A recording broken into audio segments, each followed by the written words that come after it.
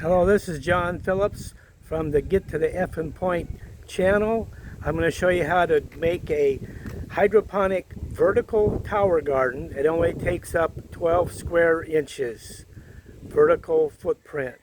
Look at this. Everything you need is coming up now. You need a bucket with a lid, preferably a lid that has this concave type so the water will drain.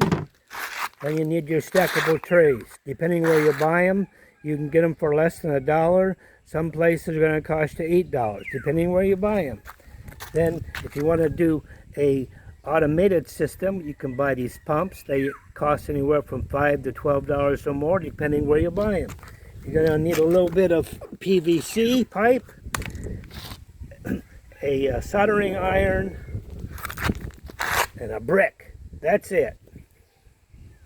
Take the soldering iron to make numerous holes in there so the water will drain out, and then you're going to need a hole to fit your PVC pipe.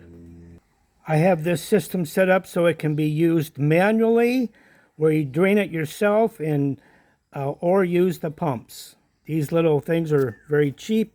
You just drill a hole in the side of the bucket. Very simple. If you're going to use a pump, you're going to need an elbow with one of these screw-in type adapters. That's for your irrigation hose. I would drill a hole about halfway up to the top.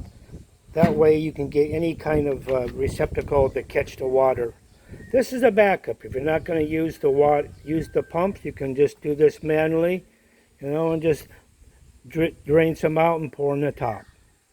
I use these smaller pumps. You can pump up to 5 of these trays tall. If you want to go higher, you need a more powerful pump.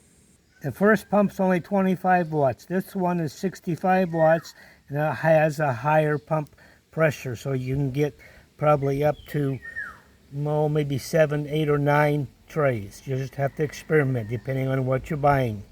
I secure this pump to a brick with some zip ties. And I put the brick and the pump in the bottom of the tank. And this keeps everything from tipping over. Very important.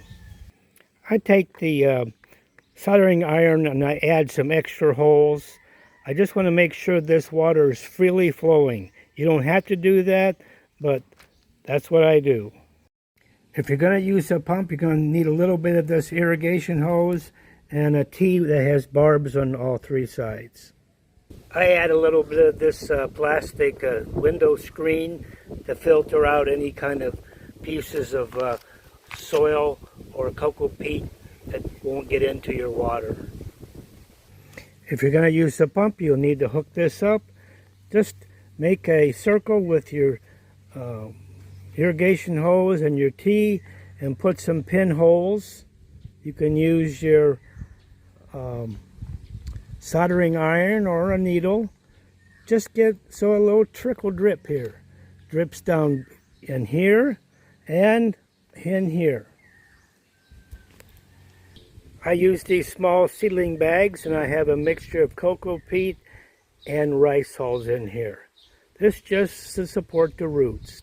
It doesn't really do anything for nutrition. Your hydroponic solution will do that. This saves on material and also helps prevent all this getting into your water. Now here's with the pump working. Very low pressure. You can put, I would put smaller holes. Put one on every area so it will drip. You can, like this here, I like this one better. That nice drips, that's a smaller hole. Here's a bigger hole where it pours out. Just experiment with it.